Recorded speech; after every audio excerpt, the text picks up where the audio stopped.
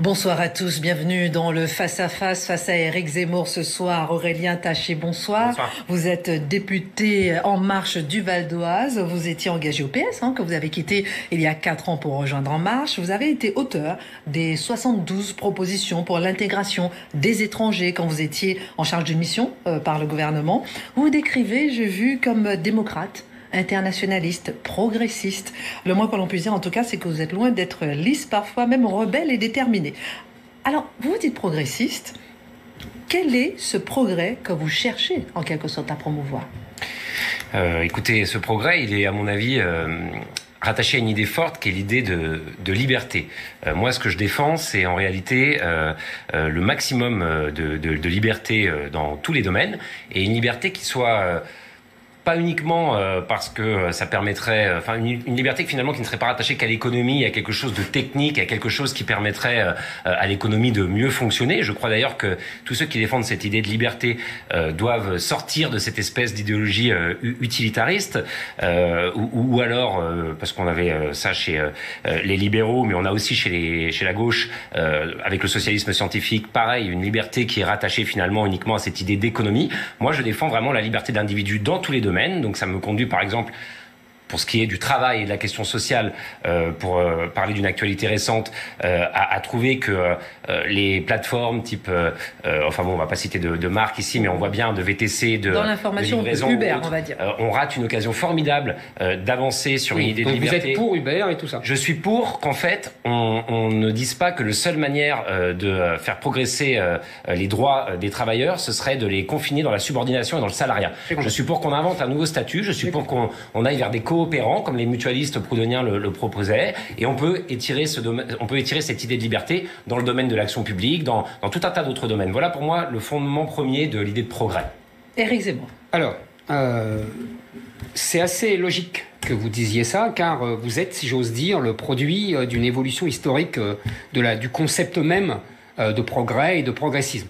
Pour aller vite, le progrès, qu'est-ce que c'est? À partir du XVIIIe siècle, XIXe siècle, c'est une espèce de laïcisation du messianisme chrétien, et on pense que l'amélioration scientifique, technique, politique, démocratique, culturelle, va amener un progrès moral, un progrès social, etc. Ça, c'est toute la grande pensée du XIXe siècle. Et ce progressisme-là, pour moi, on en a discuté, vous vous souvenez, Christine, avec Michel Maffezoli, qui était à votre place il y a 3 jours. C'est déjà la discussion qu'on avait. Et ce progressisme, pour moi, est mort en 14, quand on a vu que le progrès technique donnait des massacres, puisque c'est la technologie qui a permis une explosion des morts, si j'ose dire. Vous savez, les Allemands n'attaquent pas à Verdun si on n'a pas la technologie moderne. Dans une guerre classique, si j'ose dire, ils n'auraient jamais attaqué là. Donc, vous voyez, bon, premièrement. Et deuxièmement, le progrès politique, culturel, social s'abîme dans le goulag, le communisme, etc. On s'aperçoit que tout ça finit mal. Et donc, ce que vous êtes, vous, c'est le produit de ce qu'on peut appeler très vite la pensée 68, c'est-à-dire qu'un progressisme qui devient un individualisme. Et l'individualisme doit nécessiter d'avoir toutes les libertés.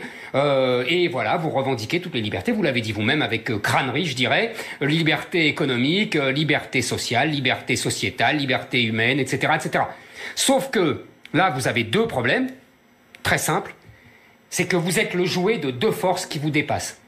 La première, c'est le capitalisme. Puisque le capitalisme, en fait, utilise votre liberté pour exploiter les gens encore plus que les gens qui sont dans un statut de subordination comme le salariat. Et deuxième force qui vous dépasse, c'est l'islam, c'est-à-dire que l'islam utilise votre culte de la liberté individuelle, qui finit par une espèce de nihilisme et de terre vierge, pour imposer sa norme partout où elle peut, partout où vous voyez des individus libres, et en fait, lui, il utilise des masses qui sont islamisées et qui obéissent à la règle religieuse. Aurélien Taché. Alors, qu'on se comprenne bien. Moi, quand je dis justement que pour moi le progrès, ce n'est pas qu'un progrès techniciste, économiciste, etc., je m'inscris justement en faux avec ce qu'a pu être une tradition du 19e siècle, qui était la tradition du positivisme, d'Auguste Comte ou autre. Je pense au contraire qu'on peut revenir à une idée de liberté et de partage qui ne soit pas uniquement inscrit dans cet utilitarisme ou dans cette pensée-là. Qu'on peut revenir à un libéralisme romantique, comme le défendait Hugo, qu'on peut revenir à un socialisme utopique, comme le défendait Saint-Simon et d'autres. Et donc, on est bien sur quelque chose qui dépasse cette simple question matérielle, finalement, que vous avez évoquée en parlant de 1914, notamment Éric Zemmour, même si on pourrait aussi, parce qu'il ne s'agit pas de non plus condamner la technique, trouver plein de contre-exemples. Trouver plein de contre-exemples où la technique a été émancipatrice. Ça dépend ce qu'on en fait. Sûr, et c'est toujours l'individu. Et là, par contre, je souscris parfaitement. L'individualisme, effectivement, pour moi, est un humanisme. Le progrès s'inscrit dans cette filiation-là, et nous devons essayer d'avancer vers cela. Sur ce que vous disiez sur le capitalisme, précisément, je ne souhaite pas qu'on reste au statu quo. Notamment, j'ai donné cet exemple parce qu'il est récent, avec la Cour de cassation qui a donc requalifié en salariés les chauffeurs VTC, mais on pourrait multiplier, parce que cette économie de plateforme, ces plateformes vont se développer. Je souhaite qu'on invente une protection sociale qui permette, dans cet univers capitaliste, de donner des droits à des gens en le pensant en dehors du lien de subordination, parce que pour moi, c'est un progrès. Et ce lien de subordination, ce n'est pas une évidence absolue. Les socialistes utopiques que j'évoquais tout à l'instant, ils étaient pour l'abandon et pour l'abolition du salariat. C'était une idée de gauche, c'était une idée progressiste. C'est bien après que les choses se sont invitées. Donc vous voyez bien qu'on pourrait imaginer une protection sociale qui serait différente et qui protégerait du capitalisme si on était dans un schéma un peu différent, où on se dit que l'idée majeure est donc l'autonomie et la protection des d'individus autonomes et libres de leur choix, y compris sur le plan social et économique, plutôt que de dépendre de patrons. Voilà. Mais si vous voulez, le salariat a été rejeté par les penseurs de gauche au XIXe siècle parce que le salariat était à l'époque la forme de l'exploitation. Depuis, c'est ce qu'on expliquait hier, vous savez, avec M. Langsade. C'est intéressant parce qu'on a l'impression que les discussions s'emboîtent les unes dans les autres. On devrait faire un groupe. Ça complète. Non, mais c'est bon. En fait, depuis 45 et depuis les années 60, les salariés ont tellement de protection que le salariat, aujourd'hui, devrait être défendu par une gauche sociale. Sauf que maintenant, le capitalisme a trouvé quelque chose d'autre qui détruit les protections du salariat. Et vous, comme un bon progressiste, un bon individualiste, vous êtes toujours dans l'alliance libéralisme libéral-libertaire dénoncée par Michéa, et donc vous suivez et vous êtes une fois de plus l'agent du capitalisme qui détruit les protections. Alors après vous venez voir et vous dites il faut trouver des protections. Bah oui, il faut toujours trouver des protections quand on a détruit. C'est un grand classique du capitalisme. Après on court après en disant il faut peut-être civiliser tout ça. Mais en attendant, vous avez détruit parce que c'est votre individualisme qui a permis à ce capitalisme de se revitaliser et de retrouver sa forme révolutionnaire. On a bien compris le progressisme économique, mais comment est-ce que se traduit le progressisme culturel, le progressisme politique ? Alors, il y a plein de manières de le traduire. Juste, je réponds immédiatement, mais sur cet élément-là, non, je pense qu'au contraire, vous oubliez quelque chose de fondamental qui est cette idée de lien de subordination. C'est peut-être parce que vous-même êtes plutôt sur une attitude conservatrice, autoritaire, c'est pas péjoratif, c'est ce que je comprends de votre pensée. Pas mal. Mais moi, je dis qu'on doit pouvoir trouver des protections en essayant d'abolir ce lien de subordination. Parce que vous me dites le salariat c'est formidable, mais vous oubliez ça. Vous oubliez qu'on dépend de quelqu'un, vous oubliez qu'on est contrôlé, qu'il y a des hiérarchies. Moi, je conteste ces hiérarchies. Mais vous savez, on est toujours des hiérarchies dans la vie. Oui, mais ça se discute, M. Zemmour. Pas vraiment. Historiquement, il y a toujours des hiérarchies. Je crois qu'on pourrait bâtir un projet de société où justement les hiérarchies, les dominations, le contrôle est réduit au minimum. Sur le plan... C'est utopique, mais c'est pas grave. Ça s'appelle la gauche. Le progressisme, la gauche, est une utopie permanente. Alors justement, répondez à ma question. On va reparler. Et le prix à payer est tellement élevé que... Et dans les utopies qu'il faut poursuivre, à mon avis, il y a par exemple la question européenne. Donc je pense que là-dessus, on va avoir un avis très divergent. Je parlais de romantisme ou d'Hugo tout à l'heure. Moi, je suis pour cette idée des États-Unis d'Europe. C'est très à la mode de le dire. Mais je suis fondamentalement pour ça, parce que on dépasse finalement un périmètre jugé naturel par des gens comme Éric Zemmour, c'est-à-dire la nation, c'est-à-dire une communauté qui serait absolument homogène, une seule religion, une seule culture, un périmètre qui serait en plus une vision un peu essentialisée de la nation, pour aller vers autre chose, pour avoir un projet qui dépasse ses appartenances religieuses, culturelles et autres, et un vrai projet politique. Et c'est pour ça d'ailleurs que je suis très en colère de voir que l'Union européenne ne réagit pas sur la question du coronavirus, de voir qu'il qu'il n'y a pas de solidarité suffisante. L'européiste que je suis est véritablement déçu par ça. C'est les Chinois qui sont obligés d'aller aider l'Italie sur la question du coronavirus. Et voilà, par exemple, un progressisme en matière politique, ce serait, il faudrait que nos intellectuels et dirigeants relisent Ulrich Beck, La Société du risque 86. Il explique très bien comment, justement, on va avoir Tchernobyl, le risque nucléaire, les virus, le terrorisme, que tout ça appellera des réponses transnationales. Voilà ce que serait un progressisme politique. Je suis déçu de l'attitude de l'Union européenne aujourd'hui. Vous êtes condamné à être déçu. Vous êtes condamné à être déçu, et ça fait 50 ans que les européistes comme vous sont déçus. Tout simplement parce que vous avez pris vos rêves pour des réalités. Et que vous ne voulez pas voir, parce que vous niez cette réalité-là qui est la réalité du peuple. Il n'y a pas de peuple européen. Il y a une civilisation européenne, il n'y a pas de peuple européen. Et tout est parti de là. Vous dites que je crois que... le peuple français je vais vous répondre. Que je crois qu'il y a... c'est naturel, la nation européenne, la nation française. J'ai jamais dit ça. Je ne dis pas que c'est naturel. Ce qui est naturel, c'est la famille depuis des millions d'années et la structure tribale, je dirais, dans l'histoire du monde, de l'humanité. J'ai jamais dit que la nation était naturelle. C'est une construction millénaire. Ça, je vous donne acte. Maintenant, elle s'appuie sur... Vous inscrivez dans la Révolution française. Laissez-le terminer. Les rois ont fait la France. Même, vous savez, Maurras dit ça. Et la Révolution française pense aussi que la Révolution française est l'aboutissement de ça. Mais après tout, en tout cas, la nation est une construction lente par son État, en tout cas en France, parce qu'il y a d'autres cas où la nation précède l'État, mais en France, c'est l'État qui construit une nation pas à pas, en gagnant des territoires, des conquêtes. Et il y a petit à petit, par l'État, par la culture, par la religion catholique, qui fait le pays, il y a une unification, et il y a un peuple qui se constitue. Et c'est ça, monsieur Taché, que vous ne voulez pas voir. Parce que vous vous inscrivez dans une logique individualiste qui, si vous voulez, refuse le peuple. Parce que vous pensez que le peuple, c'est uniquement ethnique. Alors que le peuple, c'est pas uniquement ethnique. C'est justement, la nation était un équilibre entre l'ethnie et l'universel. Et c'était un équilibre subtil entre l'ethnique et l'universel. Et en détruisant la nation, ce que vous avez fait, c'est que vous avez détruit cet équilibre. Et qu'aujourd'hui, on part dans tous les sens. Dans l'individualisme universaliste, c'est vous, et dans l'ethnique pure, c'est les mouvements racialistes, les mouvements décoloniaux, etc. Et vous avez détruit un équilibre qui était subtil, qui était en plus démocratique, parce que vos États-Unis d'Europe, il n'y a pas de démocratie, puisqu'il n'y a pas de peuple européen, et donc personne n'accepte de perdre face à, vous savez ce que c'est que la démocratie, évidemment, c'est la minorité qui accepte d'être vaincue par la majorité. Donc quand c'est les Allemands qui sont majoritaires, on n'accepte pas. Il vous a demandé c'est quoi le peuple français? Le peuple français. Il vous a posé la question. Vous voulez que je réponde à ça maintenant? Si je peux rebondir simplement, je vais vous préciser ma question parce que je vois une contradiction dans ce que vous dites. Allez-y. Vous êtes sur je dis pas que le peuple, enfin moi c'est la notion de peuple, hein, c'est pas la question de, parce que je vois bien ce que certains pourraient penser ou vont vouloir me faire dire en disant vous ne croyez pas, j'ai pas dit vous ne croyez pas au peuple français, vous voulez absolument non, c'est la question de peuple que j'interroge parce que pour moi il y a qu'un concept possible de peuple, c'est le concept politique pour le coup. Donc vous avez l'air d'être, vous êtes bien quelqu'un de gauche.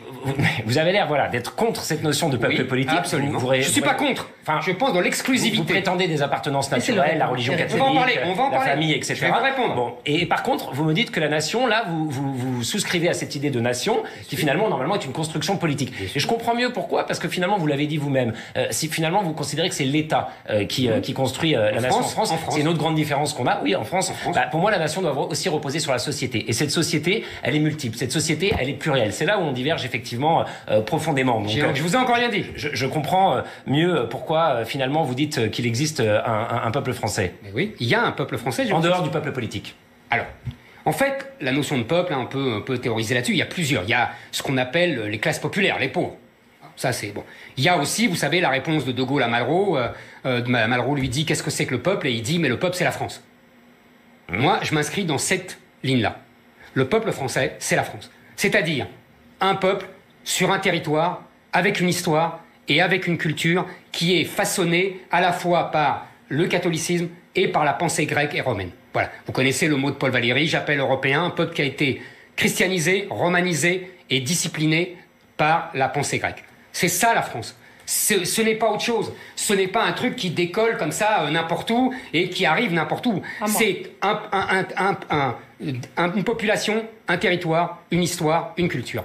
Mais vous réduisez considérablement ce qu'a été l'histoire de la France, ce qui m'étonne pas, parce que finalement vous produisez votre propre roman national et vous oubliez tous ceux que vous ne voulez pas voir dans ce roman national. Moi, évidemment, je vois une histoire de France beaucoup plus plurielle. Moi, je suis tout à fait d'accord avec le président de la République. Ça a dû vous faire bondir, Éric Zemmour, quand il dit que la France a une part d'Afrique en elle, quand il explique effectivement sur tout un tas de sujets. C'est pas la France qui a une part d'Afrique, c'est l'Afrique qui a une part de France. C'est pas la même chose. Mais non. Et encore une fois, vous allez choisir vos héros, vos mythologies, dans une perspective politique. Très bien. Les progressistes auxquels je revendique appartenir devront faire la même chose. Nous avons trop longtemps laissé la question mémorielle, la question de l'histoire à vous, conservateurs. Vous avez imprégné le débat public français. Et pourtant, il y a des tas d'autres histoires à raconter. L'émir Abdelkader a été un héros de l'histoire française. Oui. Il a été aussi un ennemi de l'histoire de la France. Oui, enfin, et ensuite, il s'est soumis à la France. C'est quand même lui qui a sauvé les chrétiens à Damas en 1860. Oui, absolument. Vous avez Aurélien Taché, terminé. Et ensuite, Éric Zemmour. Terminé. Moi, je pense vraiment qu'on doit pouvoir, sur cette question du roman national, avoir une vision qui évolue profondément et ne pas laisser entendre, comme le ferait Éric Zemmour, qu'il n'y aurait qu'une France éternellement catholique. Et par ailleurs, c'est l'histoire de France. Je ne sais pas vraiment quelle est votre. Non, c'est pas l'histoire de France. L'histoire est plus vaste que ça. Et d'utiliser ça pour en faire un concept politique qui permet d'exclure. Éric Zemmour. Excusez-moi, Monsieur Taché, c'est l'histoire de France qui parle. Sans la religion catholique, sans l'Église, il n'y a pas de France. C'est simple. On peut même pas discuter là. Excusez-moi. Vous pouvez me dire que il y a d'autres gens qui arrivent après, qui ont d'autres religions. Moi, je suis pas catholique, alors je peux en parler. L'histoire en 1989. Mais non, pas du tout. L'histoire de France depuis l'origine, je sais pas moi. Si vous appelez France. Il n'y a pas de France sans des populations gallo-romaines, des populations celtes et la religion catholique qui unifie tout ça. Maintenant, vous pouvez me dire que des millions d'années avant, il n'y avait pas de catholiques. Vous pouvez me dire que peut-être dans 100 ans, il n'y en aura plus. Ça, c'est possible, surtout si on continue à vous suivre. Mais en tout cas, l'histoire de France telle qu'on l'entend, excusez-moi, c'est la religion catholique qui l'a faite. Il n'y a pas seulement la religion catholique, il y a aussi les rois, il y a aussi les républiques, l'empire, etc. Mais vous pouvez pas nier cette histoire-là. C'est comme ça. C'est l'une des composantes de l'identité. Mais c'est pas l'une des composantes. Mais vous dites qu'elle l'a matricée. Mais oui. Je m'inscris en faux. Excusez-moi, tous les historiens l'ont dit. D'ailleurs, à l'époque médiévale, la religion catholique n'était pas tellement pour voir un royaume de France émerger. Elle était plutôt pour faire une espèce d'empire chrétien européen, d'empire catholique européen. Elle n'était pas du tout favorable à une autonomie politique de la France. Pardonnez-moi. C'est même plutôt le contraire. Ne confondez pas le Vatican, l'Église romaine, là vous avez tout à fait raison, et les cardinaux français qui se sont soumis depuis Philippe le Bel à la monarchie. Et donc là, il n'y a pas de discussion. Que ça, non, pas du tout. Je peux vous dire que il y a des révoltes, mais je peux vous dire qu'elles étaient matées. Ça a été un mouvement très puissant et je ne crois pas qu'on puisse résumer, encore une fois, la construction et même voir, elle a pu parfois être un frein, cette religion catholique, à la construction d'un État français autonome. Non, pas du tout. Excusez-moi. Simplement, là où vous avez raison, c'est que les rois de France ont passé leur temps à déclarer à Rome et au pape qu'ils étaient indépendants politiquement. Ça, vous avez tout à fait raison. Je vous invite à lire le dernier livre de Jean-François Colosimo qui explique très bien ça, que le génie français, c'est ce qu'on appelle en France la laïcité, et il faudrait développer, mais le génie français, c'est cette indépendance du politique par rapport au temporel, qui est d'ailleurs inscrit dans l'origine de la chrétienté, dans l'origine du catholicisme. Rendez à César ce qui appartient à César et à Dieu ce qui appartient à Dieu. Vous connaissez ça par cœur. Et ce qui n'existe pas dans d'autres religions. Et le génie français, c'est que le politique a dit, moi, je ne dépends pas du Vatican, je ne dépends pas de Rome, je dépends directement de Dieu. Et à quelle occasion il dit ça, Éric Zemmour? Depuis toujours. Non, cette idée-là s'inscrit, le fait que le politique, finalement, soit un peu supérieur à l'idée religieuse en France. Pas supérieur, indépendant. Depuis les guerres de religion et Michel de l'Hospital, depuis justement le fait parce que vous oubliez les protestants, par exemple, dans l'histoire française. Pas du tout les protestants. Si, vous insistez uniquement sur la notion de chrétien. Ils sont chrétiens. Ah, vous avez dit catholique à plusieurs reprises. Le catholicisme a fait la France. Le protestantisme, il arrive en 1500. C'est pour moi bien plus ça, ce qui a fait la France. C'est quelqu'un comme Michel de l'Hospital, les gens qui ont défendu ces principes-là. Une France où protestants et catholiques pourraient vivre ensemble, c'est bien plus ça, s'il y a une identité française à retrouver, plutôt qu'un catholicisme univoque et uniforme. On avance dans le débat, messieurs, si vous permettez. On avance un petit peu dans le débat, si vous permettez. Aurélien Taché, vous voyez qu'ici on peut parler, on peut débattre. Merci beaucoup. Non, mais de débattre. Mais dans les universités, on a vu Sylviana Gazinski, on a vu Amin El Khatmi, on a vu Média Ifa, Zineb El Razaoui. Dans les universités, il y a des groupuscules qui empêchent à d'autres de parler, qui se revendiquent progressistes. Vous les soutenez? Il y a beaucoup de débats en ce moment autour de ce qui se passe dans les universités sur notamment les formes que prennent un combat antiraciste mené par les étudiants et vous venez d'évoquer cela avec parfois des actions un peu radicales de censure qui sont menées. Vous voulez parler du mouvement décolonial et des indigénistes? Oui, je ne suis pas favorable à cela, mais revenons sur comment on en est arrivé là et pourquoi on en est arrivé là. Moi, ce que je crois profondément, c'est que c'est parce que la gauche n'a jamais pensé sérieusement, contrairement à ce que dit M. Zemmour, qui pense que l'antiracisme est devenu le nouvel opium de la gauche. Moi, je pense que c'est complètement faux.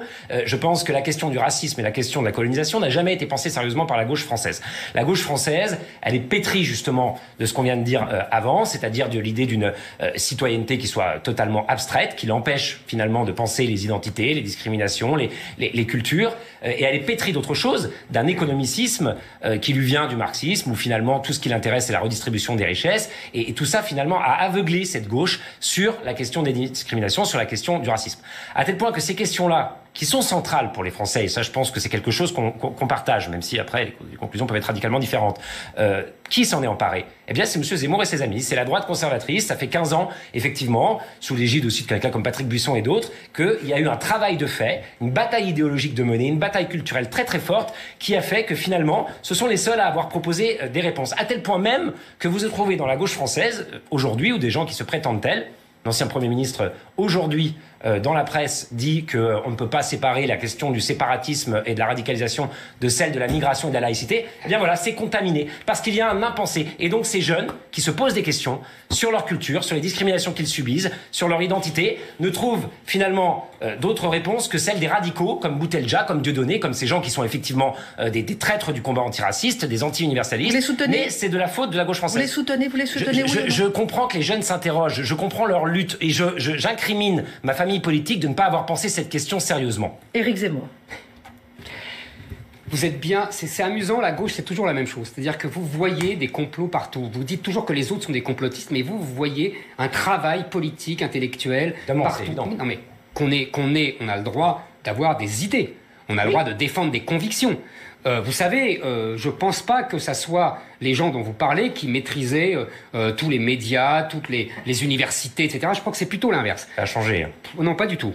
Pas du tout. Parce que justement, aujourd'hui, dans les universités françaises, c'est ce mouvement décolonial et ces indigénistes, que je note que vous n'osez même pas prononcer leur nom, et que vous dites, je les comprends, mais vous n'osez même pas prononcer leur nom. Faudrait assumer. Est-ce que vous êtes avec eux? Est-ce que vous les comprenez? Est-ce que vous pensez que leur combat est juste? Parce que vous, en fait, ce que vous faites, c'est que vous ne les soutenez pas officiellement, vous ne donnez même pas leur nom, mais vous reprenez leur idéologie, vous reprenez leur obsession. Vous dites, les jeunes, ces jeunes-là, sous-entendu les jeunes de l'immigration, sous-entendu encore les jeunes musulmans, parce que c'est comme des poupées russes, on subisse des discriminations de la société française.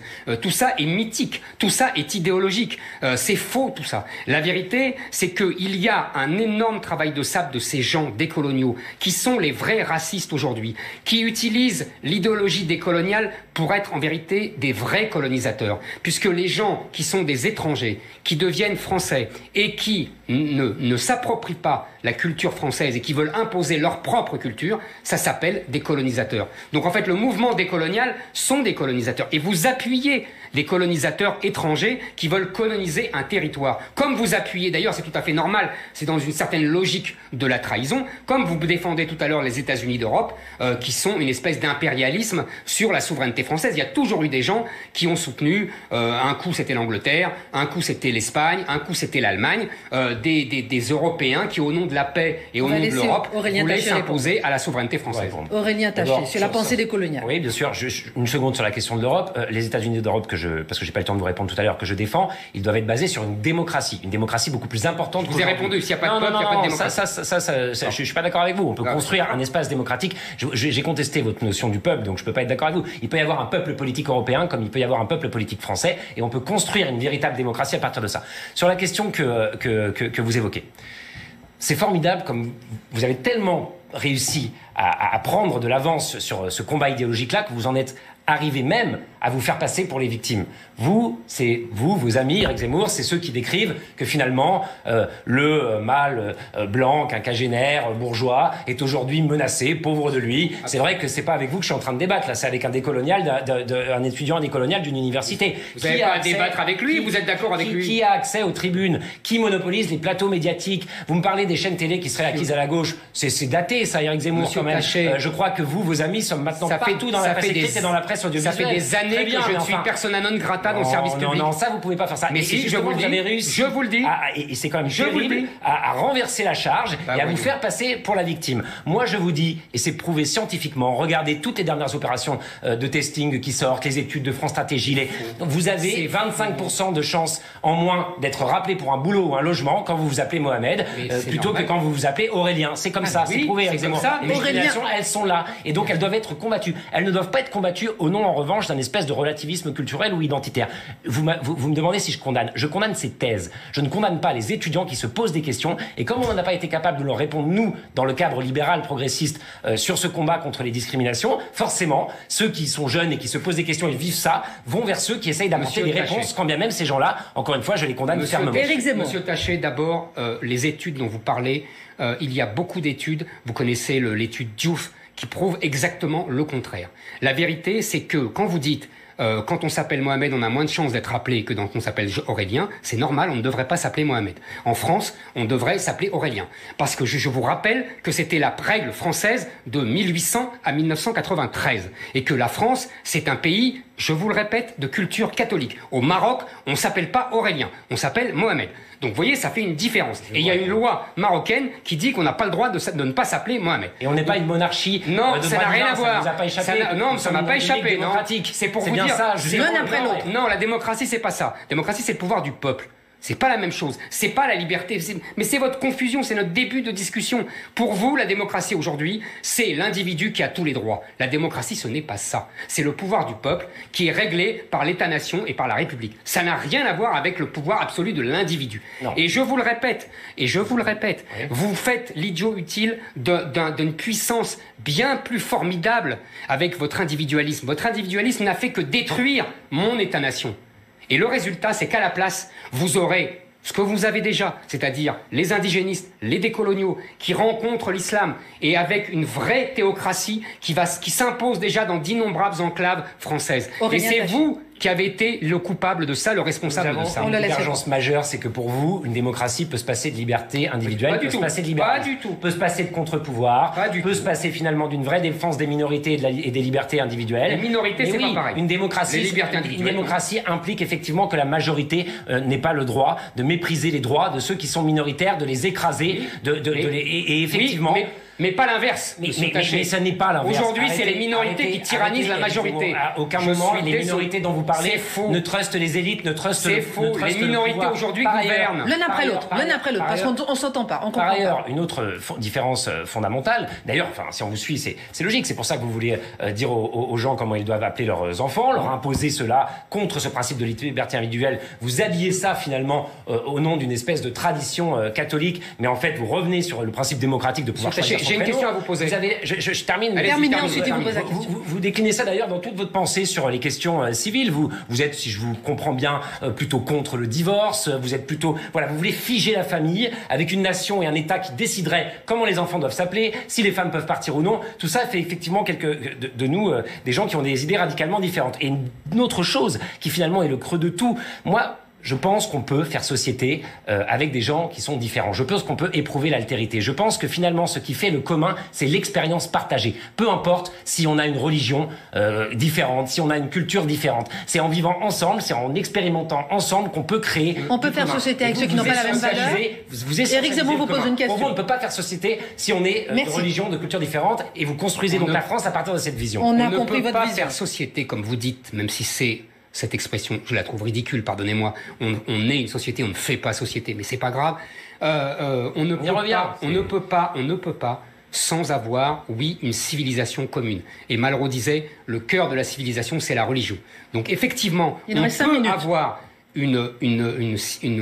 des religions différentes si, et on arrive à la laïcité, si les religions se fondent dans un ensemble où elles se font discrètes. C'est la règle même de la laïcité française, c'est-à-dire la liberté religieuse, mais ce qu'un juriste appelle un pacte de discrétion.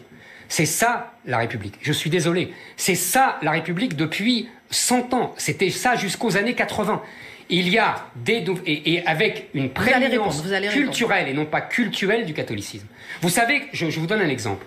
Quand au XIXe siècle, on a construit des synagogues et on a construit des temples protestants, elles devaient être derrière une façade d'immeubles. Vous remarquerez dans Paris, la plupart des synagogues et la plupart des temples protestants sont derrière des façades d'immeubles. Pourquoi ? Parce que justement, il fallait ce pacte de discrétion. Et c'est ça. Les catholiques imposaient ça. Pas du tout. C'est la République qui imposait ça, et même avant. Aurélien Taché répond. J'ai fini. Quand vous dites que c'est contre la liberté, est-ce que vous considérez, je ne sais pas moi, que Jean Jaurès était contre la liberté? Est-ce que vous considérez que Léon Blum était contre les libertés? Est-ce que vous considérez que Clémenceau était contre la liberté? Est-ce que vous considérez que le général de Gaulle était contre les libertés?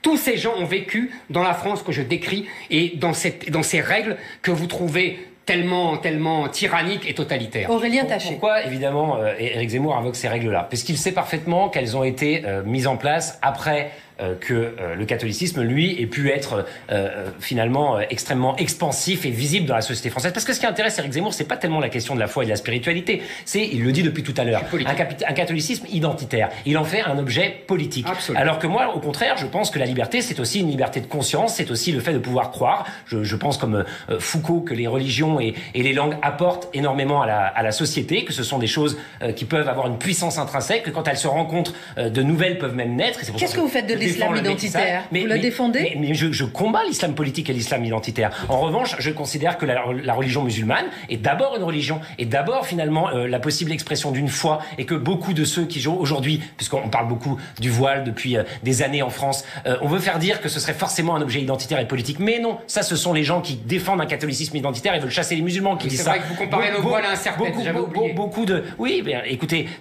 non, c'est original, remarquez. C'est quelque chose sur lequel je suis revenu, mais en tout cas, ce que je veux dire, c'est que c'est souvent par foi, par expression religieuse que ces jeunes femmes le font. Et moi, je défends la liberté de conscience. Je me moque finalement de savoir si c'est l'islam ou une autre religion. Je veux que les gens soient libres de croire en ce qu'ils veulent. Vous vous moquez des questions spirituelles et de liberté de conscience. Vous êtes sur un catholicisme identitaire qui permet d'avoir une société monochrome, blanche, catholique, celle que vous voulez, cette France dont vous rêvez. Éric Zemmour vous répond. Pas que je rêve, c'est la France qui a existé.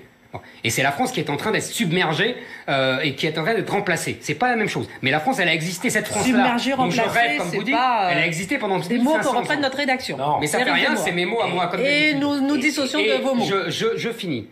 Maintenant, quand vous dites je suis pour l'islam, religion, foi, et je suis contre l'islam politique, oui, vous avez raison, sauf que l'islam est forcément et foi et religion et politique. C'est comme ça. Ça a toujours été comme ça. L'islam est consubstantiellement un système politique et un système juridico-politique. Mais si, est-ce que vous avez lu le Coran, monsieur? Mais arrêtez de vous ériger en théologien. Arrêtez de faire comme tous ces politiques. Alors la religion, c'est pas la théologie. Il nous reste 30 secondes. On s'en moque de la théologie. Non, mais moi, il nous reste 30 secondes. Est-ce que vous savez que dans le Coran, il y a écrit à des multiples reprises qu'il faut tuer les chrétiens et les juifs, qu'il faut se méfier. On a fini, messieurs. On a fini, messieurs. Ah, ça vous embête, je sais, ça vous. Aurélien Taché, je vais vous laisser le mot de la fin. Éric Zemmour, si vous permettez, je vais vous laisser le mot de la fin. Et en reprenant, si vous permettez, une question qui vous a posée. Vous êtes entre deux forces, le capitalisme et l'islam. Oui ou non? Vous n'avez pas répondu sur l'islam. Non, mais écoutez, pour moi, l'islam est une religion qui concerne l'individu. Ce n'est pas une force au sens d'un groupe, d'une communauté qui viendrait comme ça. Qu'est-ce que ça veut dire? Il n'y a pas de communauté des musulmans. Il y a des gens qui croient. Voilà. Donc même votre président parle de séparatisme. S'il vous plaît, Éric Zemmour, on a terminé. Pour vous dire qu'il y a des gens qui se séparent. Je ne pense pas que ce soit un problème. Et je voudrais, puisque vous me donnez le mot de la fin, simplement dire que j'ai été heureux de pouvoir confronter mes idées à celles d'Éric Zemmour, jusqu'au moment où il a commencé à faire quelque chose qui, à mon avis, est nuisible au débat d'idées, c'est-à-dire à mélanger idées et débats et théories scientifiques. Vous parlez de grand remplacement, arrêtez avec ces idées qui sont fausses, confrontons des idées, Éric Zemmour. Restez dans le débat idéologique, vous êtes bon là-dedans. Pas besoin d'aller chercher ce type de fake news qui, pour le coup, nuisent au débat d'idées. Nous avons terminé. Aurélien Taché, je vous ai donné 2 secondes, vous en prenez 20. Alors, vous allez vous serrer la main à la fin, parce qu'ici, place ce débat. Fin de ce... Coronavirus. Ben oui, on va...